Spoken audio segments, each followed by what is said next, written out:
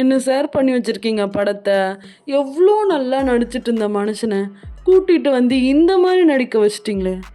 Middle சீட்டில் உட்காந்து இப்படி இருந்து பார்த்தா தான் நம்மளுக்கு வந்து ஸ்ட்ரெயிட்டாக ஃபோக்கஸ் ஆகும் நினச்சி பார்த்தா ஸ்டோரி வீக்குங்க. எங்க செகண்ட் ஹாஃப் என்ன சார் பண்ணி வச்சுருக்கீங்க? சொதப்புன்னு சொதப்பி வச்சுருக்கீங்க சார். ஏங்க 100 படத்தில் பார்த்த பிளாட்டை தமிழ் சினிமாவில் அதே எடுத்து இங்கே போட்டு வச்சுருக்காங்க. எனக்கு ஒன்றும் புரியல. ஐயோ, லவ் ஸ்டோரின்னு ஒன்று எடுத்திருக்காங்கங்க பூஜாக்கும் சாருக்கும். ஐயோ, கிரிஞ்சாக போயிட்டுருக்குங்க. படத்தில் நிறைய கேரக்டர்ஸ் வச்சுருக்காங்க. அதில் ஏன் வச்சுருக்காங்க, எதுக்கு வச்சுருக்காங்க அவங்களுக்கும் தெரியல, நமக்கும் தெரியல. க்ரூஷியல் சீனில் நடிச்சிட்டு இருந்த சூர்யாவும் பூஜாவும் பார்த்துட்டு தேட்டரே சிரிக்குது. அப்படி இருக்குது ஸ்க்ரீன் ப்ளே. வேறு லெவலில். ஃபர்ஸ்ட் ஹாஃபில் கம்பேக் கொடுத்த சூர்யா செகண்ட் ஹாஃபில் கோபேக் ஆகிட்டார்.